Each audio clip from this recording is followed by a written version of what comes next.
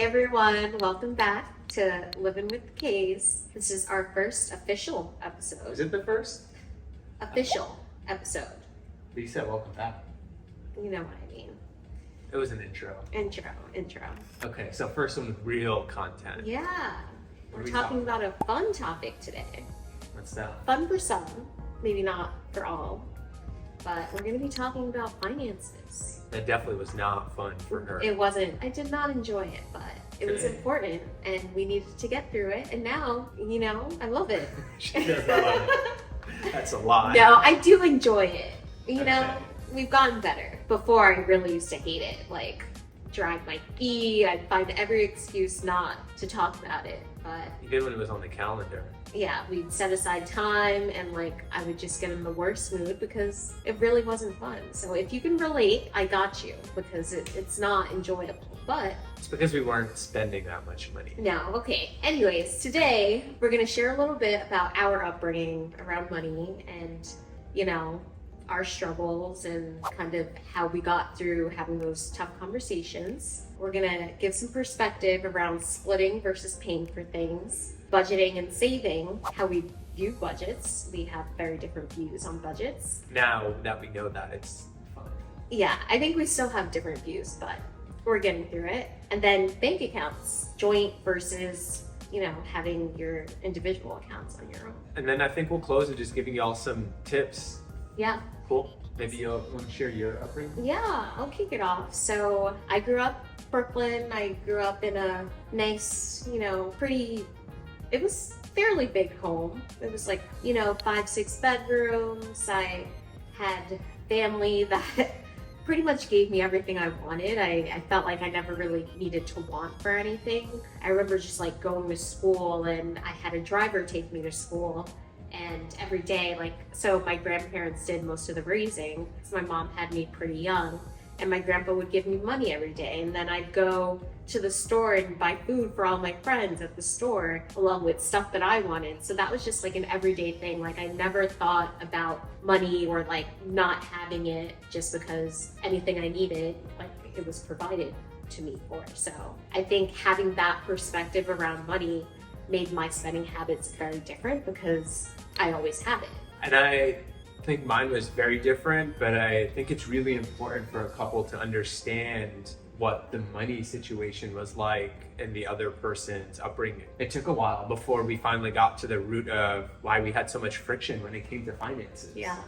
Because it's how we grew up, how our parents spent money, how we thought about money or didn't even think about money. Yeah. In your case. Yeah. It wasn't a thought. Whereas in my household, my mom was clipping coupons. We didn't have much money. My father passed away when I was a lot younger. I'm one of 7. We were rushing to drink the milk that was in the fridge, whatever cereal was there, leftovers, that wasn't really a thing. Yeah, eating at his family's house was always hard. Yeah, if you didn't eat your food quickly, someone else is eating it. Yeah. So money was top of mind. There wasn't enough of it, and we always thought about it constantly. And so it definitely shaped my thoughts about money, how much power I associated with it. And in fact, I hated talking about money, even though I was thinking about it all the time. I hated talking about money, and my goal was always to spend as little of it as humanly possible and save as much of it as humanly possible. Yeah, I would do something and then Kareem would be in a bad mood and I'm what's wrong with you? And come to find out it would be about the money and I had no idea. So I think eventually we started to kind of open up and understand what was causing the friction, and it definitely put us in a much better space. And here's an interesting stat. 64% of couples admit to being financially incompatible with their partners. Yeah. I'm actually surprised it's not higher. Yeah, because I know a lot of my friends, they don't talk about finances. And finances are tricky. Yeah. They're uncomfortable.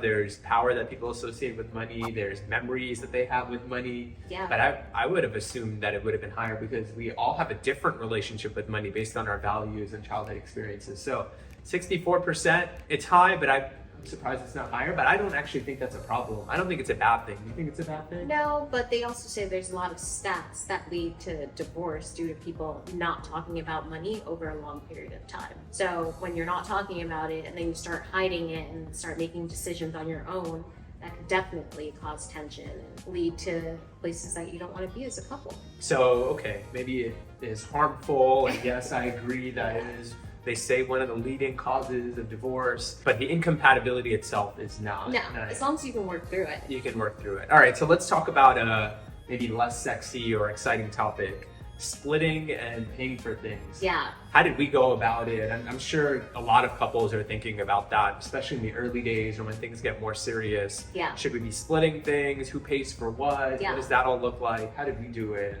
And I guess, how did we find our space? I wonder how you remember. What is your memory of what happened? Because I have mine. My memory is, it's a little clouded. You know, I think we started splitting things when we moved in together, but we also moved in together pretty early on in our relationship. I think it was like month 9. Okay. So maybe up until that point, I paid for the majority of things. Yeah. The chivalrous, you know. Yeah, he did. So we're on the same page. Okay. I'd say in the beginning, you know, you're dating, you're filling each other out. Like, Kareem paid for everything in the beginning. And like, I guess if he came over, slept over, I'd be like, oh, like, I'll treat you. But most of the time, he didn't want me to treat him. I also cooked a lot. It was a very economical way to move things forward. Yeah, he cooked a lot. I didn't love my meals, but they were good. Yeah. And then after we decided to move in together, Well, I guess, is that the right thing to do? What do you think is the right thing to do with that? I mean, I think it depends on everyone's relationship, you know? I think, Did we have a conversation about it back then? I don't believe we did. Yeah. I'd say it's hard in the beginning to have that kind of conversation. Yeah. And then I think I just assumed that as the man, you know, Yeah. like we kind of just fell into those gender stereotypes. Yeah, but I would say that is what I was looking for. I wasn't looking for someone that like I needed to completely just take care of, you know? I heard your story about sending gas money to people. Okay, okay. Definitely did not want someone that I was taking care of. So I don't know if you know about like how we met, but we met on a dating app, and my filters were very strong in terms of what I was looking for. So Okay, and then we moved in together. And Yeah. then did we have a conversation about that, or did it just happen naturally? I think there was definitely a conversation that happened at some point because we started splitting things. So it's like, we're gonna do this part of, what was it? You're gonna pay half of the rent, and like maybe you do the utilities, and we're gonna split the groceries. So I think that's when things started to get a little tense, because it's been like, oh wow, like Kareem's not doing everything anymore. And Well, I will say, like, when we moved in together, I didn't just take it as like we're moving in together. I saw it as not just like moving in together. I saw it as like a bigger commitment. Yeah. You know, I didn't think we'd be moving in together and then things wouldn't work out. yeah, and we'd be which I splitting up. appreciated, because it was like, this is real, you know, this is our life, this is a long-term commitment. So I get it. I was on board. And the second we started living together and moving in that direction, you know, my head went to very futuristic. Yeah. To, hey, we'll be married, we'll be living together. Yeah. At some point, we'll be sharing a bank account. And so it's not just about splitting, but now you're spending my money and I'm spending your money, Yeah. because at some point we're going to have a joint account. Yeah. And maybe I just assumed that because that isn't the only way. Yeah, To people make do that it work. other ways, but that was just the way that worked best for us. I will say I was also starting business school, so I wasn't going to be working anymore, which was hard for me too, because right out of college, I always worked for myself. I lived on my own, made my own salary, made my own decisions. So to now like have this partner and have to talk through spending and like having tough conversations, that was really hard for me. Oh, yeah. We started budgeting. Which leads us to what, our next topic? Yeah, really budgeting and saving. I never used a budget. Like, I didn't know what a budget was. There was no need to budget. Like, She I would worked get, in finance. yes. I still work in finance, but I knew that as long as I had my savings, everything was paid, I could spend whatever amount and I was fine. There was no need to worry for me. Like, I was still doing my 401k, you know, I'm still doing all the things I needed to do. I just didn't feel like I couldn't spend more than this certain amount each month. And I always sort of subscribed to having a budget, especially after I got out of school. I learned the concept of paying yourself first, right? You want to start to save, you want to make sure that you're building a cushion. And Yeah, think which some I of it- did. You know, I think some of it too is the financial insecurity I had as a Yeah. kid. And so I wanted to save even more, and it was probably a lot more aggressive than you should have super been aggressive. early out. Even the way he thought about a budget. So we have a budget. Let's say we're not going to spend more than $1,000 a month, right? So I would make sure that we at least hit the $1,000 a month because that's what was budgeted. Kareem, on the other hand, what would you do? I think we realized we had a different philosophy. Kareem would try and come under. The budget for me was like the target to come under. It wasn't about spending the entire amount. Whereas my wife over here, if we budgeted $500, it's about spending the entire $500. That's what a budget is, you know? And maybe she's right. I think that was a good point of conversation, right? Hey, how do you view budgeting? What's your goal with the budget? Yeah. I would say like that was pretty important. Do you want to talk about bank accounts? Sure.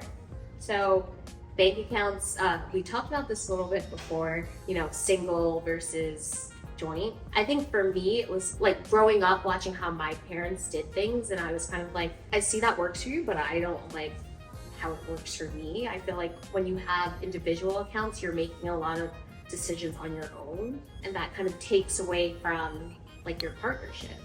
So I think very early on, we were like, let's come together, let's do these joint accounts and, you know, think through decisions, bigger goals, bigger picture together. And I think that's just what's worked for us. Yeah, it's definitely tougher when you share an account because little things, Yeah. you know, like, oh, I want to go and buy a plane ticket to see a friend, or hey, I want to go and buy a new outfit or a new pair of sneakers or a new pair of shoes. Yeah. Those require a conversation. Yeah. But eventually we got to a point, especially as, you know, careers we started making more money, careers progressed, then we kind of understood, okay, maybe it's not $100 anymore. Maybe now it's 200 or 300, whatever it is. But we did think it was important to figure out what is that amount that we're okay with not discussing. And just go. Yeah. Well, so let's leave them with some tips. What are some of your tips? And I'll share some of mine with just how they can go about these things moving forward. So I think we each have a few, but I think this is yours. Okay.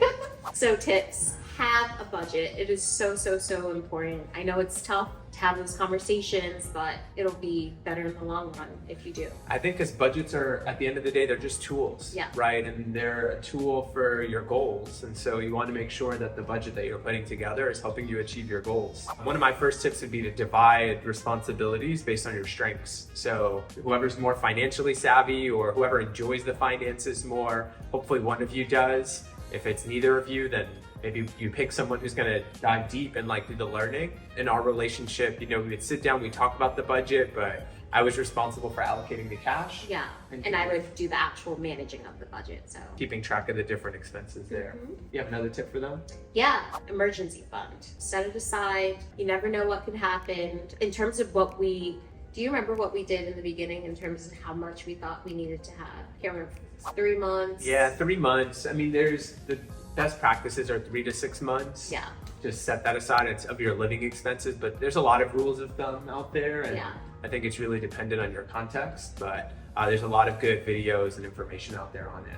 So on my side, I would say you heard us talk about our childhood experiences, but I would say definitely start by talking about your childhood and adulthood relationships with money, the power associated with it, how your family and especially your parents viewed it. I think it's really important to kind of understand where your partner's coming from. And don't judge it, just understand it. Yeah. And then I'd say the last one for me is really being vulnerable, having those open and honest conversations around money, no matter how hard it is. It'll only make things better and help you align on your goals. I'd say have those meetings, whether it's weekly, bi-weekly, like you want to have those check-ins. And we've been fortunate, you know, I think Cadesia said at the very beginning, the money conversations were hard, and they were. And we were fortunate enough to have a couples therapist. And so when things really got to a place where it was too difficult for us to find the language to communicate or talk about them, we had a resource. But don't feel like you need to do it by yourself. I'm sure there are a bunch of counseling resources. Maybe there's something through your church or another religious institution. But don't be afraid to get someone who might be impartial or maybe has more experience involved in those conversations. I'd say my last tip is just be willing to compromise, because there is always another way. And I think when we really understand what it is we're trying to achieve and we focus on that, then the way becomes less important. It really becomes about the what, Yeah. and not the how. So I'd say that's in on finances. I'm sure there are so many deep dives y'all can do, but Yeah. take that, start there. If there are any questions, reach out to us. We're happy to help. Thank you all for joining us for a second episode of Living with the Case. And we look forward to seeing you again. Bye.